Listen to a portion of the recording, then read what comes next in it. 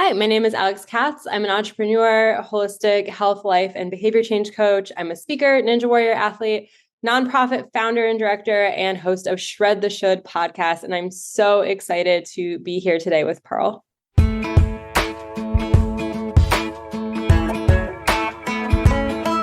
Hello, sunshine. Good to see you again. Had to walk out to let you back in. Stuck in a storm of a Hey everybody, this is Pearl Sharenza with Women's Successful Living, and you are on for the Conversations with Pearl. And today I'm excited to have an amazing entrepreneur with us today. Her name is Alex Katz. She's an entrepreneur, holistic health, life, and behavior change coach. She's a speaker, a Ninja Warrior athlete. Can't wait to talk about that. She's a nonprofit founder, director, and host of Shred the Should podcast.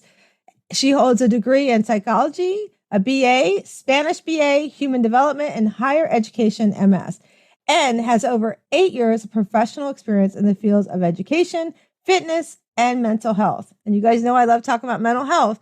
Alex provides a holistic, strengths-based, and trauma-informed approach to wellness and behavior change that helps her clients shred their should shame from strength in their stories, communicate and act with confidence, and improve their lives.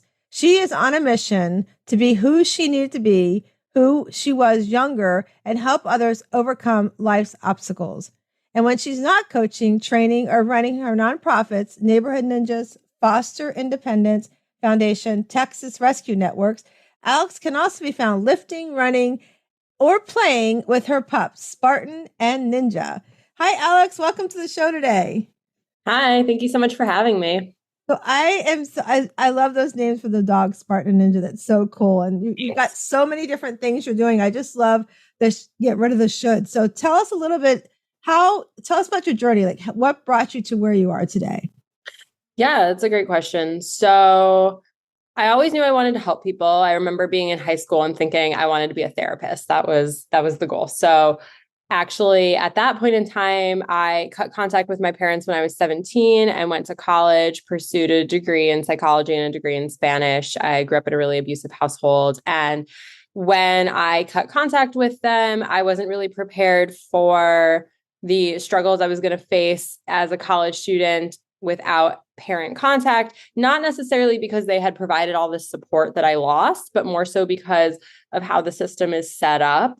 So just being a college student, for example, you need to fill out the federal application for financial aid, which requires parent information on it, which I didn't have.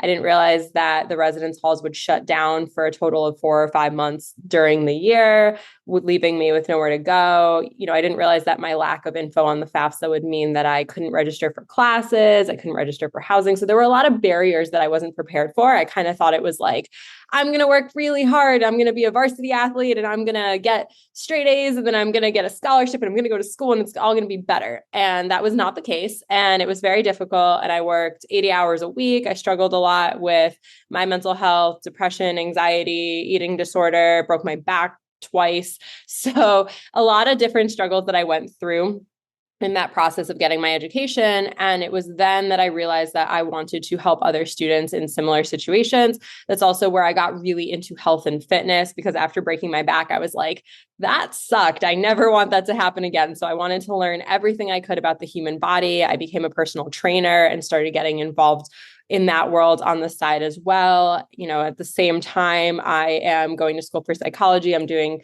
counseling internships, I got my master's in higher education and student affairs to help other students. So all of that kind of led me down the path to where I am today. And then when the pandemic started, I was working full-time at a university, running a college access program for high schoolers in foster care and creating a college program for students who were in similar situations. And that was my quote unquote dream job. Like when I graduated high school, that was the job at that university where I had done my undergrad that I wanted.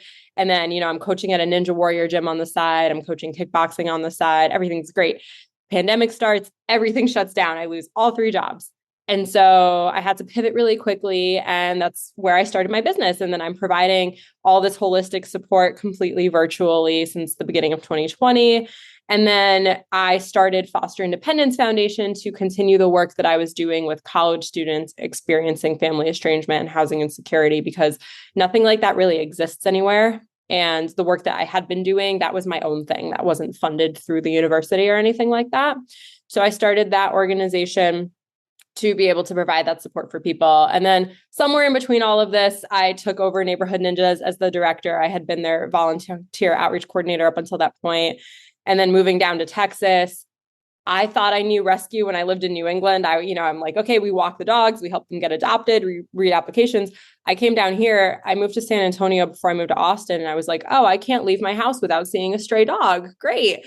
And so that was really hard for me. I'm kind of the person that sees something and needs to do something. So that's basically how we ended up here with all of the work that I'm doing. And then, somewhere along there, I started a podcast too. That's called Shred the Should, because what I realized in my coaching and speaking work is that shoulds and should shame are a really big predictor of not only someone's mental health, but their willingness to take risks in their lives, how they feel about themselves, how they feel about their future. So I'm really excited to help people shred that should shame. And that's something I'm excited to talk about today. Wow. It's so much amazing stuff you're doing there. So let's talk about 17. I mean, I graduated high school at 17, went off my own. I'm 58 years young. And when I went to school, our teachers weren't really vested in helping us find how to get to college, right? So I didn't. I was the school of hard knocks, I guess you could say. But I can't imagine being 17. 17 just because that's how old I was when I graduated. But I can't imagine being 17 years old, cutting yourself off from a situation that was not healthy for you. And then going out and being like, yeah, because I probably would have thought the same thing. I'm going to go to college. I'll have a place to stay, all that stuff. And then bam, it's all that reality of all that come in at such a young age. And to say, I'm going to push through this. I'm going to figure this out. That's amazing. Like, let's just talk about that for a second. Like, that's such a strong strength, like that strength in you and that perseverance, right? So I just want to unpack that for a second, if we can. Where is like when you, and then what I thought was really cool is, as you were sharing your story, is you also found a way to pay it forward, right? To say, I know what I went through back here, and I know I'm not alone. And I have a son that's adopted. I've very much been volunteering with foster care nonprofits and things like that as well. So tell us, what was one of the biggest things that you went through that you could say, looking back, it really defined your life at that young age? Yeah, there are so many ways that I could answer that. And also thank you for the work that you're doing. That's awesome. I love that.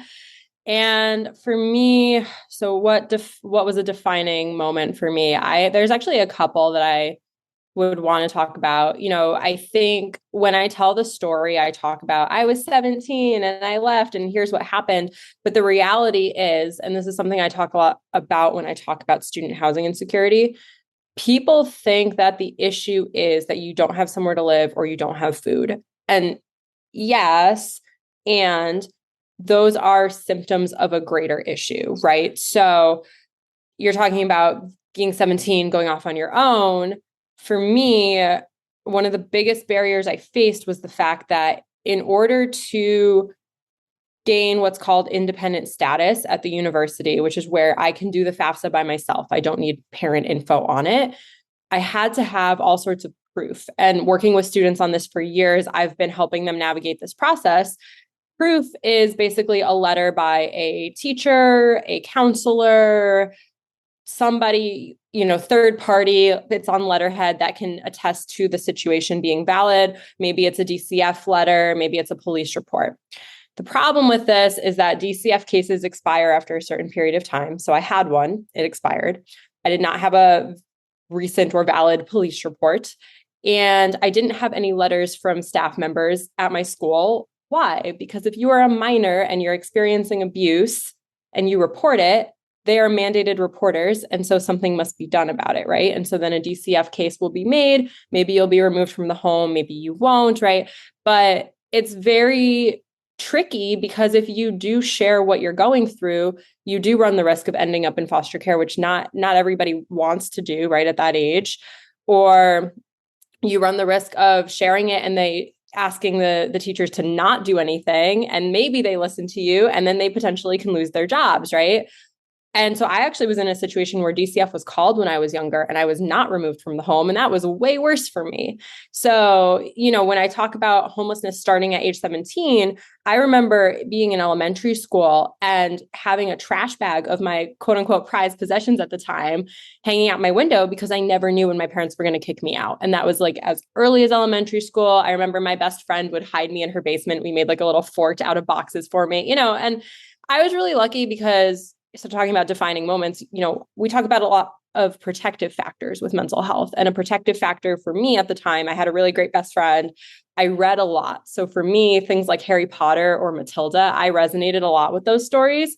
So to me, I was just like, I'm just a character in a book and this is what's happening. And let me try to figure my way out of this. I kind of tried to make it a game in my head almost to figure out, okay, we're on chapter 12 right now. How is the story going to end? So that was really helpful.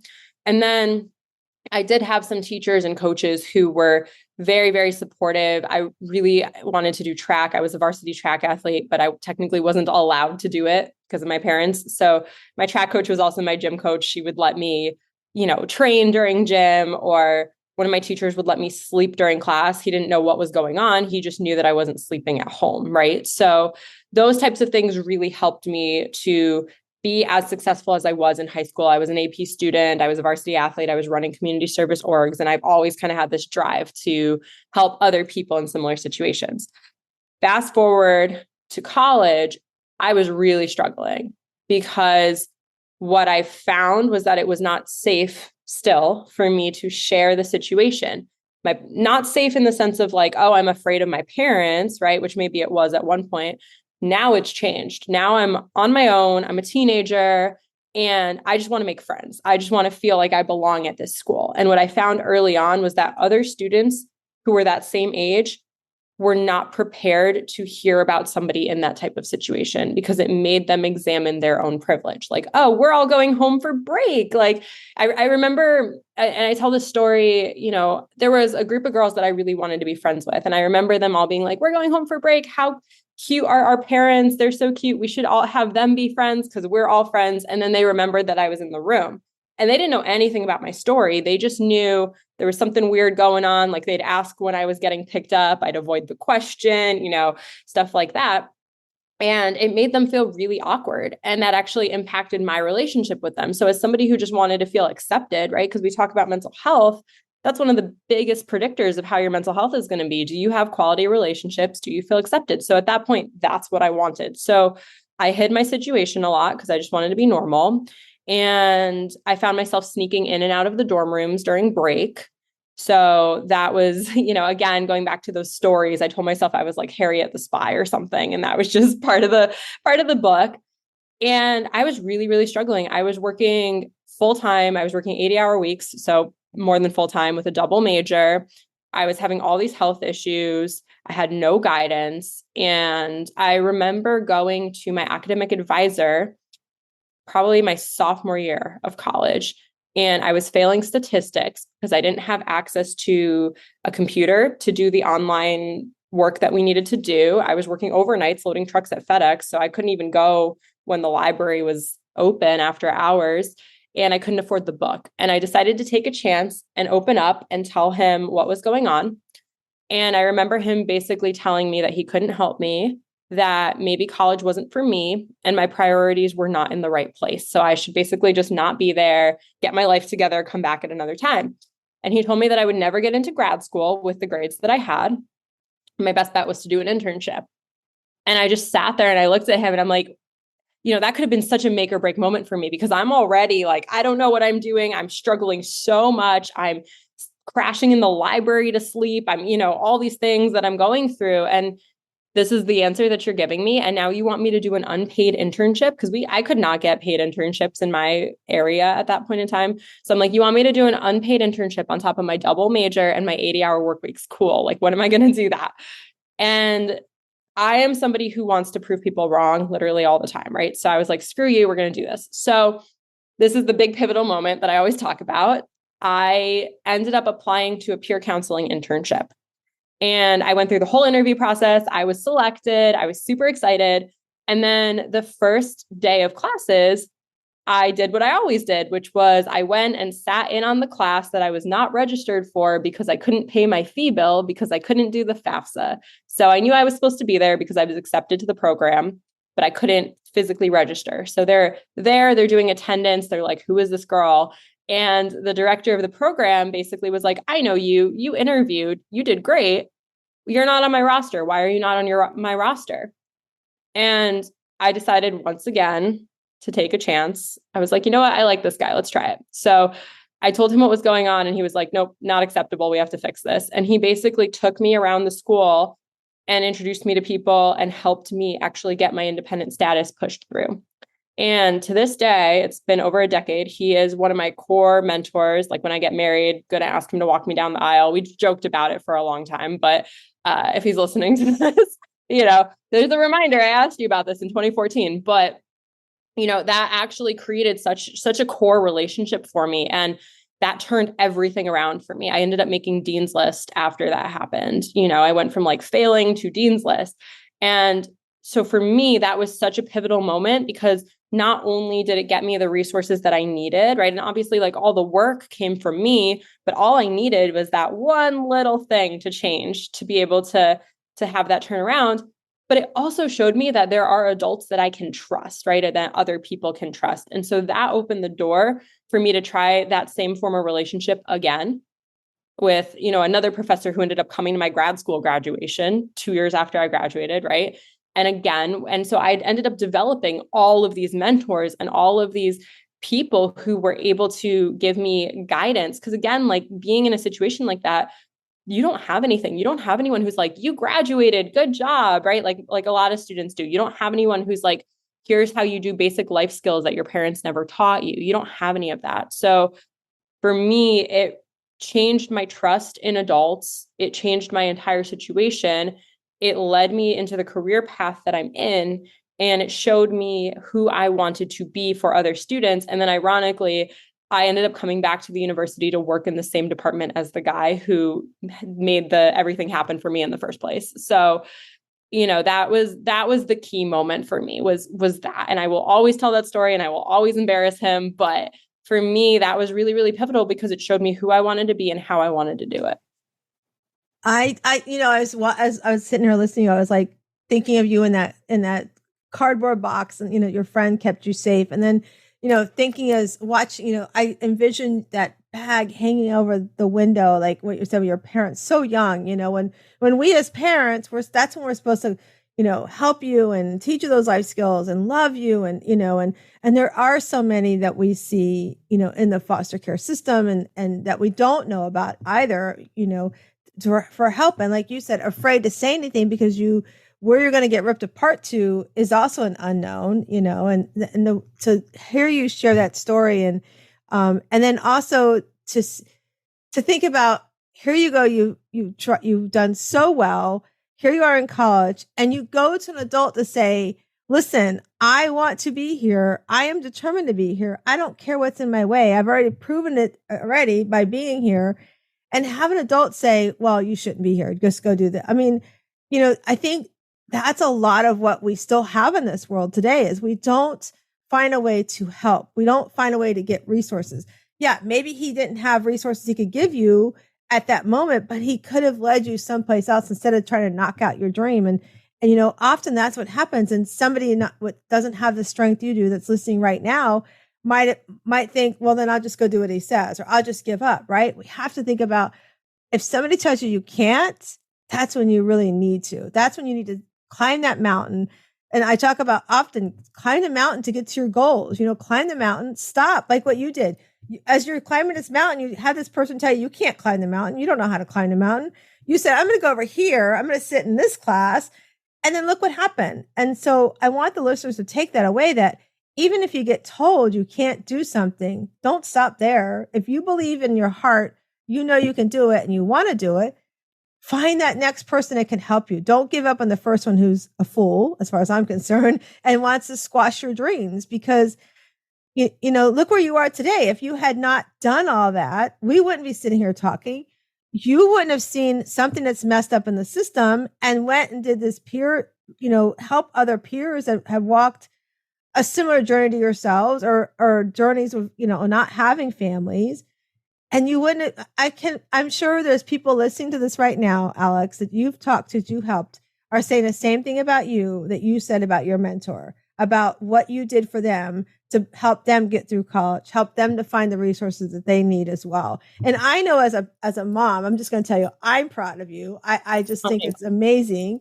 And I know as a mom how hard it was to help my two boys to get through, just to sign up for college. And that FAFSA stuff was a pain in the butt, So I just can't imagine you trying to navigate that on your own. And so I think it's just amazing. And I think those that are listening, if you're young, old, I don't care how old you are, listen to what Alex is saying. Don't give up. Find somebody that can help you do that. I think it's really powerful.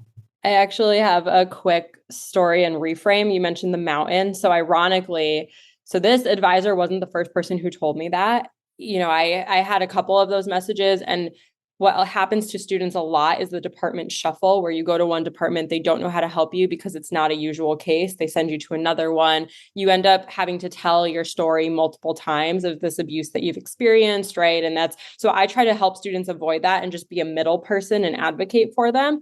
But there was another mentor that I developed. So, I've already trusted this guy. I've trusted another guy. Now I was in like a teaching internship or something. I'm in another internship and I have another mentor, and I was a hot mess. Like I acknowledge that I'm getting it done, but I was a hot mess.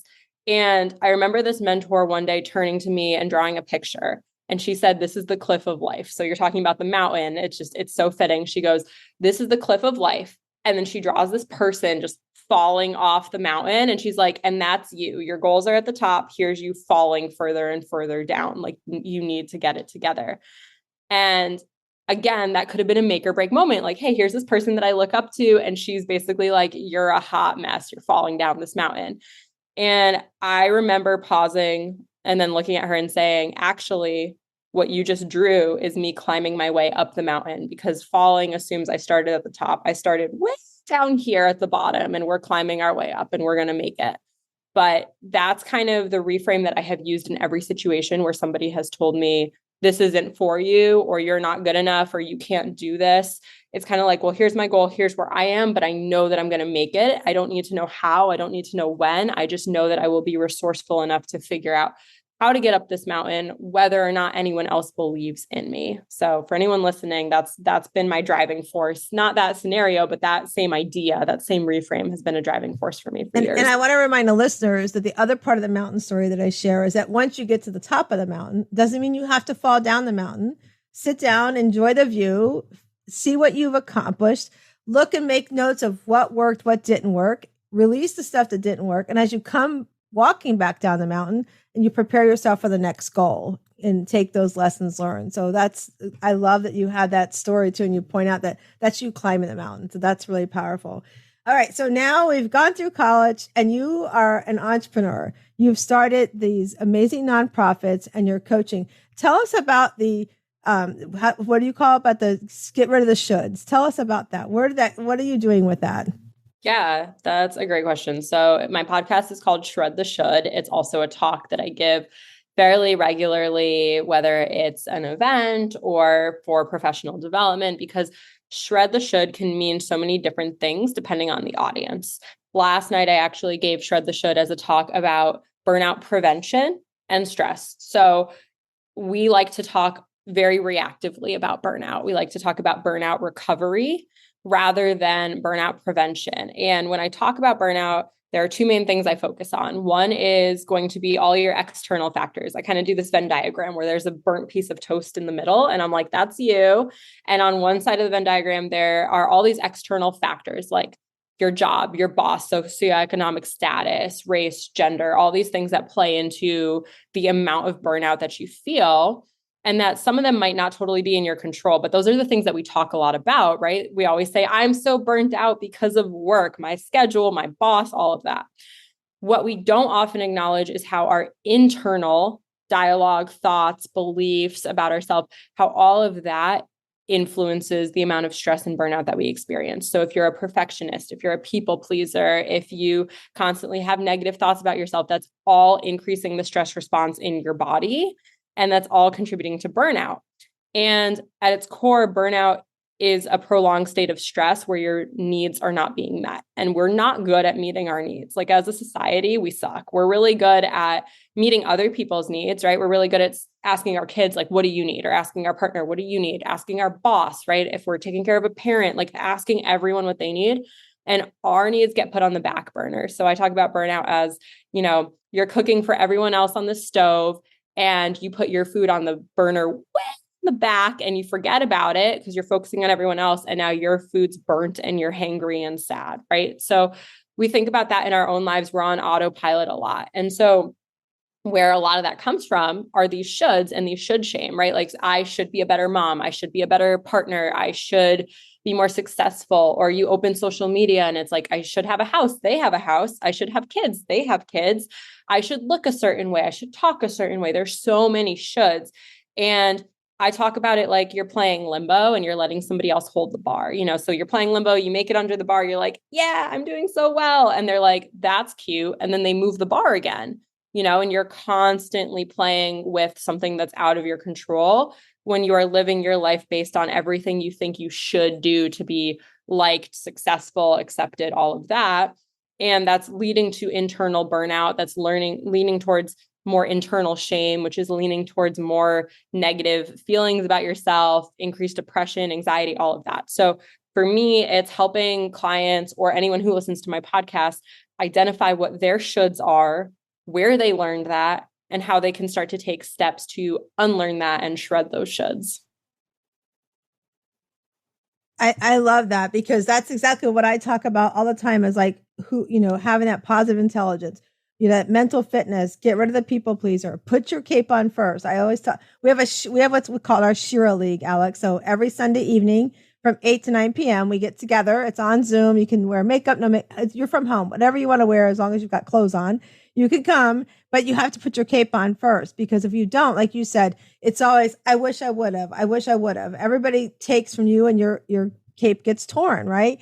And so I love what you said about, exactly that picture of your food's on the back burner. So you're always on the back burner. And, if we don't do something for ourselves, we can't do all those things we want to do for our loved ones, our job, our career, whatever that is, we can't. And, I lost my son last July in a tragic car accident. And one of the things he always talks about when he was here was that, Mom, I always see you do for yourself before your cup's always full, basically, he would say. Why is that? I'm like, because if I don't fill my cup up first, I can't be the mom I want to be for you guys. I can't be the wife. I can't run my business. Like all those things that the can'ts will happen. But if I put my cape on first and I do for me first, and it wasn't always like that. I was a top 5 mortgage broker in Virginia when I was a mortgage broker. I was the number 1 female in my company. So I was always going. And when I got to Florida, I was like, I don't want to do that anymore. I had to learn to put myself first.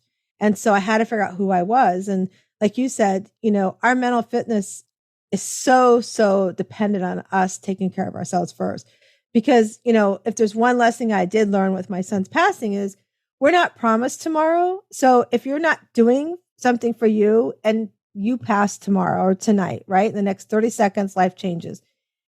What is your family going to say about what they saw you did for yourself, right? I mean, like for Alex, we're sitting here talking with Alex, and Alex could say, at 17, she said, my family wasn't taking care of me. I'm going to go do something for me. I'm going to go take care of me. I'm going to go get my goals that I want to do so that I can be the person I want to be, right? Her examples were not there. So she went and she found the mentors to do that. And so that's what the listeners, I'm glad, Alex, you're sharing that, is that the shoulds, what we need to get rid of, are really, really key to how we succeed in life as well. So thank you for sharing that. Now let's talk about your nonprofits. Let's talk about, so you mentioned what you're doing for the kids in college. Tell us a little bit about that nonprofit.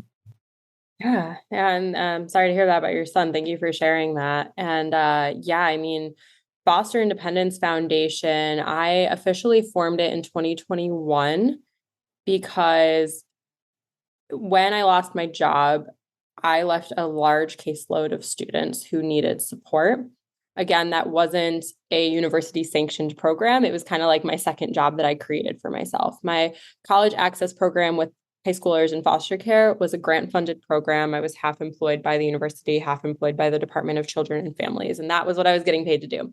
And then everything else that I did with college students, that was just word of mouth and referrals. And I developed a caseload of a couple hundred that I was helping. And also through speaking at national conferences, I have connections at other universities that have come to me for help as well. I've been doing a lot of trainings with different departments to help them understand the needs of these students, the barriers they're facing, and how to work with them in a trauma-informed manner. We talked a lot about self-advocacy and asking for help. And a lot of these students struggle with that because, again, you might be growing up learning that adults are not safe. Maybe you've tried to self-advocate before, it hasn't gone well. Maybe people haven't believed you. I remember actually, side note, where I learned the first time it wasn't safe to share, I shared with my high school track team that I thought I was pretty close with, and they all laughed and told me I was lying. So that was my first experience. Well, second experience after DCF being called and me not being removed from the home. And you can imagine what happens in an abusive home when they find out you told someone what they're doing and you still live in that home.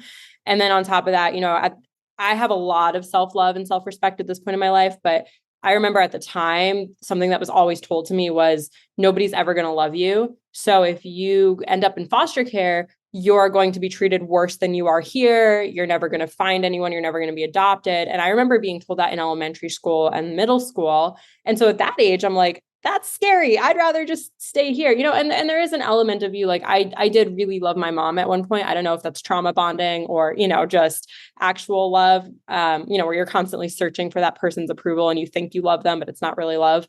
Who knows? I was in elementary school. But what I will say is it's all of those reasons why students really struggle with self-advocacy when they become adults, or even there's a lot of cultural pieces to it. Like, I'm a first generation student. My parents didn't go to college in this country. They're not from this country. They're from Russia. So, you have that the old country mentality of the, mental health doesn't exist. You don't talk to people about your problems. And so a lot of students I work with culturally, that's what they've been brought up with too. So all of that to say, there's a lot of reasons why they struggle with self-advocacy. There's a lot of reasons why they struggle with accessing resources. There are a lot of resources that they need that don't currently exist. So what I try to do is I try to be the middle person and help do some life coaching with them, help connect them with resources, help them learn how to be resourceful, because that's one of the biggest things I learned through this whole journey is that resources come and go, but resourcefulness lasts forever, right? So help them tap into that resourcefulness. And then I do FAFSA override letters for them. So a student joins my caseload, I keep them for a year. And in exchange, I will write that letter for them because I know they have nobody else to do it. And I will fight the university for them too. I will make sure that they get pushed through as independent status.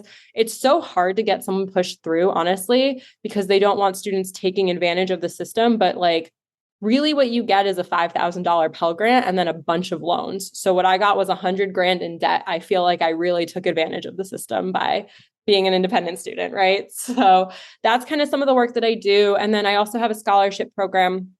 One of my goals is to be able to help students get their first apartment. So right now, the scholarship program is very reactive. It's like you're a student that was just brought to me and you're about to be without anywhere to stay 2 weeks from now. Here's money to give the university so they let you stay in this small dorm room. Here's $1,500 so they let you stay in this small dorm room for a month. And I don't want to do that. That's not what my long-term goal is, but sometimes that's the only option. And even with that, I have to convince the university to let them stay. And that's a lot of times where the money's going. Sometimes it's going for other things, but for the most part, it's that. What I want to do is be able to raise more money to help students with security deposits. So now you are getting your first apartment. Because again, cosigner, I'm in my 30s, right? I'm still having issues finding places for rent because my credit was so shot from that point in my life. And I'm still getting asked if I have a cosigner. And like, I'm not somebody who gets triggered by most things, but if you want to trigger me, ask me if I have a cosigner, because I've been going through this for so many years and students don't have that. And then if you don't have a cosigner, they're like, okay, cool. We need you to pay triple the amount of the security deposit. So what I would like to do is change the scholarship model over towards that. And then I also have access to food. I've been doing a lot of food donations for students. What I do that's different is it's not just a regular pantry. I actually will take requests for what students want, because there's, again, like as a nutrition coach as well, like there's a really big correlation between food insecurity and developing an eating disorder. And that's kind of where it happened for me too. And a lot of my students that I work with. And so I want to make sure that the food that they're eating is dietarily appropriate. Like I had celiac and I was eating gluten because that's what I had access to. I worked at Subway, so we're eating all those grinders.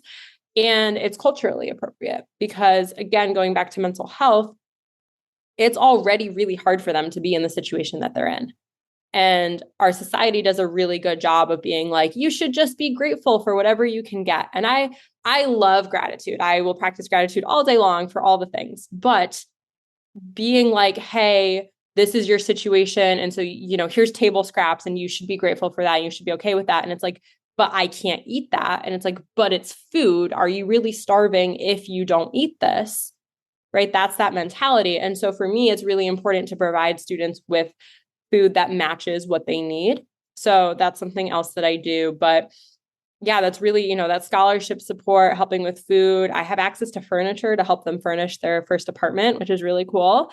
And just wanting to do more work to help get them into that first apartment. But most of what I do is focused on those life skills, mentoring, connecting them with other students, connecting them with resources, helping them learn how to problem solve a little bit better, kind of get them out of survival mode, and then being able to help them with that FAFSA override while they're in school. And you were saying, I probably have students coming to me saying I did what those other people did for me. Yeah, I actually just spoke with one of my students yesterday she's graduating and I'm going back up for her graduation in May. And she was like, yeah, I literally, if you asked me before I met you, I literally didn't think I'd be able to graduate. And now here she is. So that's really cool. And I just love the work that I'm doing. I've been doing that work for years, even before starting the nonprofit. And then I was like, I should probably start it as a 501c3 so we can do more things. And here we are.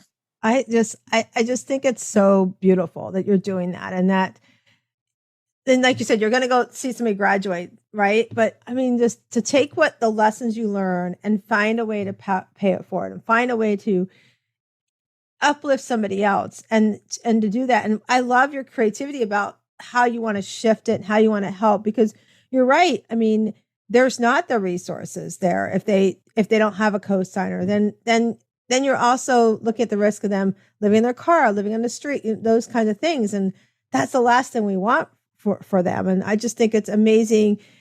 Alex, you're a great example of taking your situation, overcoming it, and then finding how can I pay forward my lesson, right? And that's what we all should do. I think that's what the lesson I hope everyone takes from this podcast today is to take that and say, these are the things we need to do to move forward and to create, a life, a legacy. Like you're leaving a legacy behind for some, like the mentors have done for you. They've left a legacy with you of how you want to change the world, how you want to empower somebody else to get that education and to help do that fast. I mean, you're right. Like, oh, you're really taking advantage of the system because you're creating all this debt. I know I have the debt from, my son.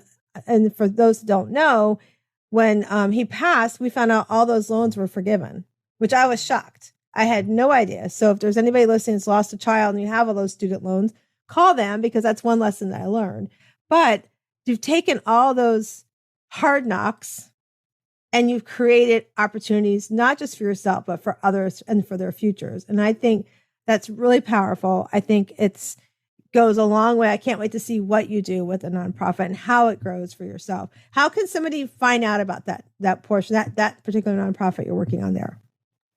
Yeah, so they can visit our website. I will send you the link. It's FOSTERIndependence.org, but I'll send you the link to share with folks. We are also on Instagram. They can find us there, or they can just honestly contact me directly on Instagram. That's the best way. I run all the things, but they can just contact me. My Instagram is I am Alex Katz.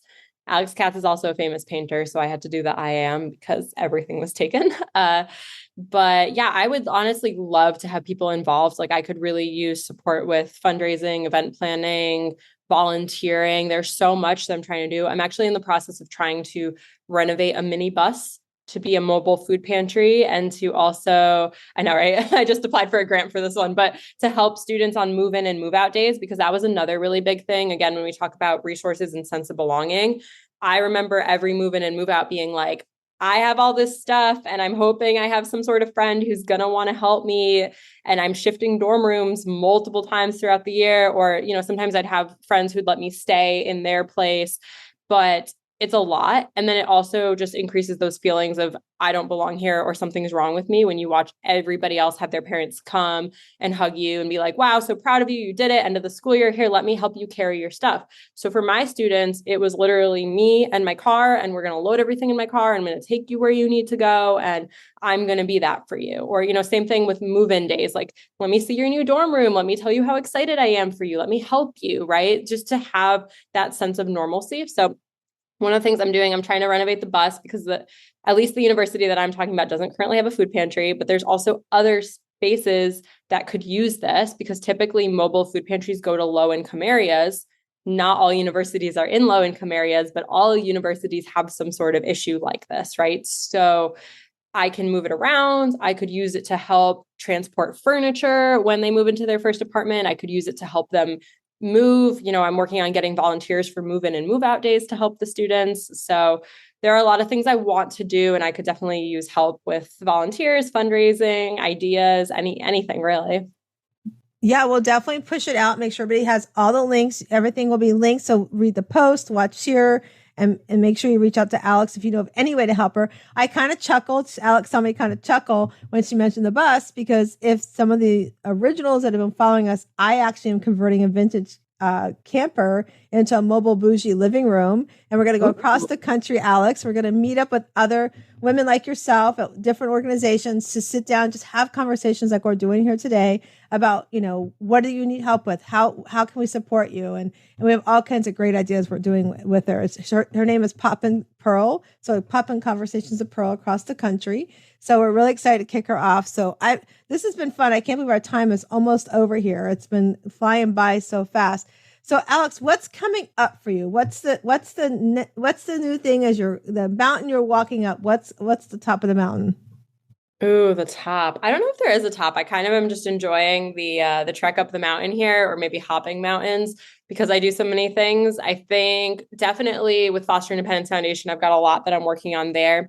I'm also in the process of building a Ninja Warrior playground in Wilmington, Delaware. So with Neighborhood Ninjas, we are building Ninja Warrior playgrounds in low income and rural areas to provide a safe play space. And these playgrounds are actually rated ages 13 and up. So it actually helps increase healthy and active lifestyles for teens through adults, not just kids, because most playgrounds are geared towards younger ages. It gives them something new they can do. So that playground is set to be built in September. So I've been doing a lot of work on that behind the scenes. And then with Neighborhood Ninjas, we also are gearing up for our scholarships for the National Ninja League World Championships again that we do every year. We're training gyms in the Darkness to Light Partners in Prevention program. So that's basically a child sexual abuse prevention training that we're training all ninja gyms across the country in currently. And so we're doing a lot of work there. And then Texas Rescue Network is also fairly new. So that's my other nonprofit. And outside of that nonprofit, I'm literally out rescuing dogs every single day here. But the nonprofit is not an actual rescue. It's aiming to take an upstream approach. So we're focusing on increasing access to resources like spay and neuter, microchipping, bilingual education, because over half the population here doesn't speak English, right? So bilingual education is really important. Also culturally appropriate education. And then we are actually in the process of rolling out a school service learning program. So putting students in charge of figuring out how to help educate the community, how to help us with access to these resources. So we're really, really excited for that. And then we are also launching a YouTube series that's coming out. So we will be going around and interviewing rescues, shelters, different organizations that are involved in animal welfare, and shining a spotlight on them, kind of similar to what you're about to do, where it's like, well, what support do you need? How can we help you? How can people get involved? Because I think that a lot of times people are doing really good work, but people don't know that those resources exist. So we want to shine a spotlight on that. And I'm really excited for what Texas Rescue Network is doing, because we're basically trying to provide support to rescues that they currently need that doesn't exist. Because right now, San Antonio alone has 35,000 stray and roaming dogs in the city. So shelters are past capacity and they're just pulling in dogs. And then there's like 30 to 50 dogs that get euthanized every single day because there's just not space. So for us, it's like, okay, that's cool that you keep, we talk about the river analogy, right? Like, let's say there's dogs floating in the river and you're trying to pull the dogs out. And it's like, but how are these dogs ending up in the river in the first place? So for us, we're trying to go upstream, stop all the dogs from being in the river because everybody else is overwhelmed trying to pull them out. And we just can't, we just don't have capacity. So those are the things that I'm working on right now. I also have a retreat coming up in Connecticut in April. I haven't announced it yet, but I guess I'm announcing it now. And I'm very excited about that. Yeah, I'm about to travel a lot. We're doing some big fundraising events for the playground. I'm working with a JCC to do a big event with them to help introduce kids to Ninja, give them something fun to do. And then going up to Connecticut for these graduations, retreat. And then I'm hosting a really big event for F.O.S.T.E.R Independence Foundation as well. So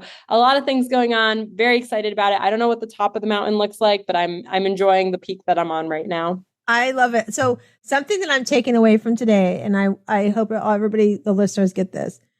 Alex, you didn't have a community there when you were younger, but you are creating the community for the future. And I just think that's so powerful that that's what you're doing. And that's your legacy. I feel like you're creating a community for those who don't have the community like what you didn't have growing up. And I'm so excited to see what's coming up for you. I definitely keep us in the loop. If you come to Tampa, Florida, make sure you let us know. We'll support you. We'll invite you to a couple events. We'll try to put an event on for you as well. So I just think it's so powerful what you're doing. And I'm proud of you. I'm just proud of everything you're doing. And we need more women like you doing these things. We need more of our young adults like saying, I don't like something I see. How can I change it? Instead of often we hear about our younger adults going, what are you going to give me? Right. So we need more. You're an inspiration to our younger adults to say, how can I give? Because when you give, you receive in many different, it's tenfold. So I'm so excited you were here with us today. I'm so excited that we got to share with everybody today. And if you're listening, I'm fighting a little cold, but I want to remind everybody, we have our Shiro League every Sunday evening, 8 to 9 p.m. Eastern time. You can come in. It's totally free for a 1 or 2 time visit. We have meditation. We support one another. Right now, we're working on our 6-week goals for the first next 6 weeks of the year. But also, we want you to know that you come into this world. You're a little rough oyster on the outside, but inside you have a pearl, and you are your inner pearl to greatness. And I hope you go find it today. Have an awesome day. Thanks, Alex. Thank you so much. Hi, my name is Pearl Sharenza, and I'm with Women Successful Living. And I want to tell you a little story. You see, once upon a time in the middle of COVID, I noticed that more and more women were overwhelmed. We were having to balance households. We're having to become teachers. We're having to work our job while we're trying to become a teacher. We were sitting in our home with our children and our spouses or our loved ones and feeling overwhelmed. We were lost for where we're going to find space in our own house. So I was feeling that this overwhelm was stressing women out more, that they felt like they could not have a Calgon take me away moment. They felt like everywhere they turned, somebody in the house would find them, or their job wanted them on another Zoom meeting. And I just felt so sorry for these women as I spoke with them and felt the pain because I too was feeling sorry. I was feeling sorry that I couldn't go out and do the things I love to do. I could go out, yes, and take a walk and sit on my front swing, but I couldn't go to the community meetings and the fundraiser functions or go have lunch with a friend or go to the movies with my husband or just take a moment away from everything that we're responsible for as moms and wives in our homes, right? You become that CEO mom and you're running a household. But then if you're working outside of the household, not only are you a CEO mom, and if you're asking what a CEO mom is, that's a mom who is running the household. Because let me tell you, you're not sitting around eating bonbons every day. You truly are running a business of the home. But then maybe you also work outside of the home. And here you are, you're trying to balance working in the home, working outside the home. And then maybe you have children and you're having to learn how to become a teacher because bless our teachers, they're trying to learn a whole new way of teaching through Zoom. And so as I spoke to the women in my community and my clients, I found they were also feeling all this overwhelm. They were becoming stressed. They were sitting in the home with all their children and their spouse, and they're going, I'm with you 24 hours a day, 7 days a week. I love you, but I don't love you that much. Were you feeling that way too? So I found as they were feeling this way that I had to do something. And every day, about a month after into the pandemic, I decided to try something new. I decided to create a space where we could meet via Zoom. And yes, I know another Zoom meeting, really, Pearl? But I just knew that was the only way that we could get together. And the rule was you had to go in a room where you could put a note in the door and say, I'm on a break. I'm on a timeout. Whatever you want to call it, you could make that note on your door. Because really, we have to take time for ourselves in order to really take time and care for our family, our loved ones, and our job the way we know we want to and we need to. So what I did is I created what we called our self-care Sunday evening. And it actually became Sheroes is what we ended up naming it. Because we as women, we are the hero of the house. We're the hero of everything we do for our family, our friends, our job, whatever that is that you're responsible for, right? But are you really the hero for yourself? So that became important to me. So one day I decided I want to pour into these women. So I brought them together on a Zoom meeting. We met Sunday evening, 8 p.m. We finished up by 9 p.m. We just had conversations. What was challenging them? What was the pandemic bringing up for them? How were they doing mentally? Were they doing something to take care of themselves? And if you heard me before, I say bathtubs and taking baths are not self-care, but really during the pandemic, sometimes that's all you could do was get in a tub with bubbles and take a few minutes for yourself, right? So as we poured into them, I noticed that they were starting to enjoy the self-care. They were starting to be less stressed. They were starting to communicate better with their family and their loved ones because they could communicate why they were taking time for themselves. They were able to communicate that it's not that I don't love being with you. It's that because I love you so much, I need time for myself.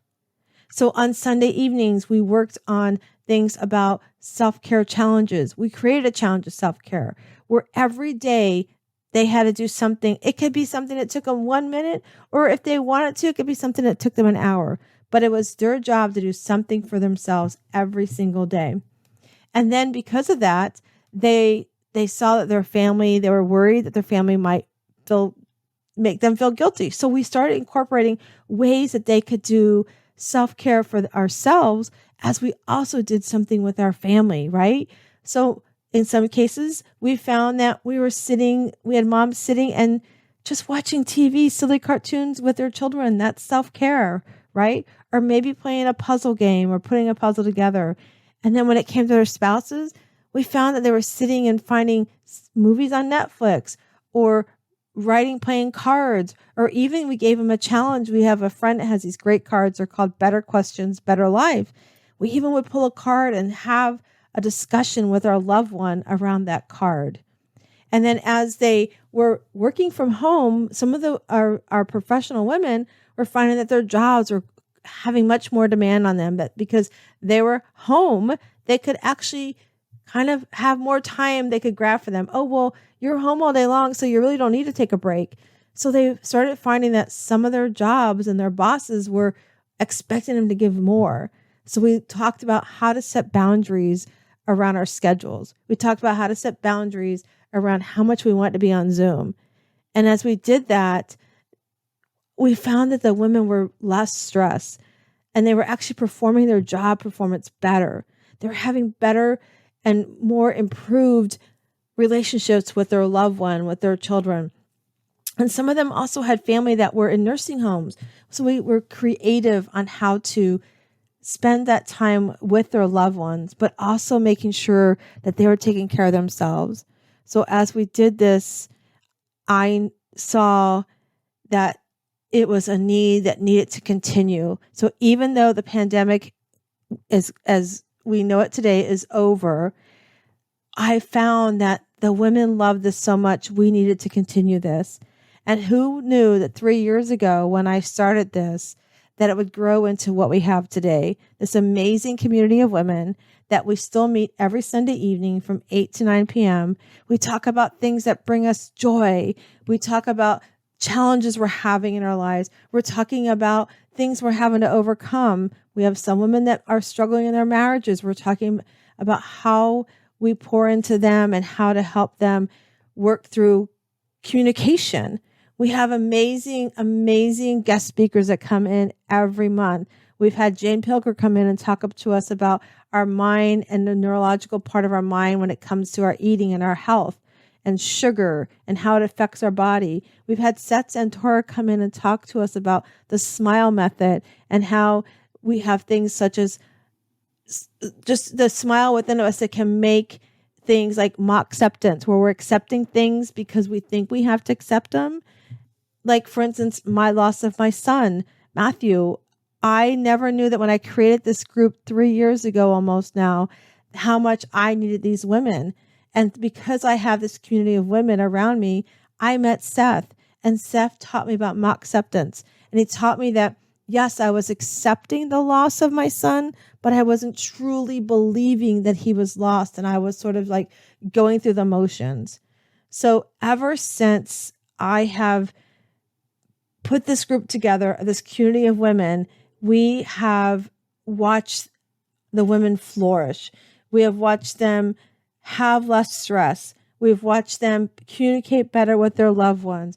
We've watched them put boundaries around their self-care so that they can achieve the things they want to, so that they can put their cape on first as they pour into their family even better. And ever since we've started this self-care Shiro group, it has grown where we now at our retreats, we have women joining us during our retreats. We meet every year. We have a retreat in September. It's a pajama retreat. You come in your PJs, no makeup. You have about 4 days at the beach, sometimes the mountains, depending on the year.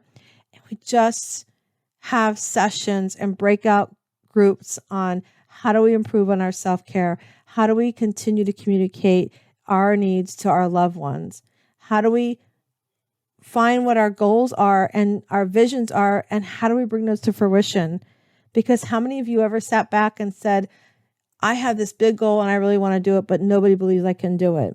I want you to know that we believe in you and we know that you can do it. And so if this is something that you want to learn more about and come and enjoy a great way to end your week and begin your week, I would love for you to join us, because on top of our speakers, we also have an amazing meditation coach where she empowers us to sit down and just take some quiet time for ourselves and just be in our own space as we reflect on what we truly want within. And I am so honored to watch the progress and the growth that the women in this community have accomplished. And I cannot wait to see what's coming up for all of them and hopefully for you. And if this is something you would love to learn more about, I would love to invite you to come and visit us one Sunday evening. Like I said, it's a great way to end your week and a great way to start your week. What better to know that you've got a balcony of people sitting and waiting for you to join them, have a cup of tea maybe, and just do some laughing, maybe a little crying, but no matter what, know that you've got a girlfriend there to have your back. So if you're ready to check out the Shiro League, I would love for you to join us.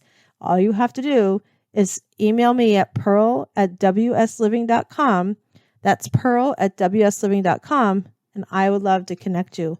I hope today you know that we've all come into this world. We're a little oyster. We might be a little rough on the outside, but on the inside, you have a pearl.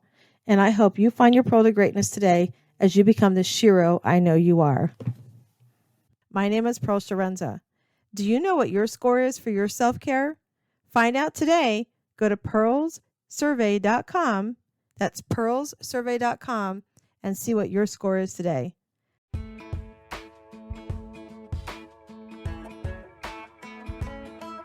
Hello, sunshine.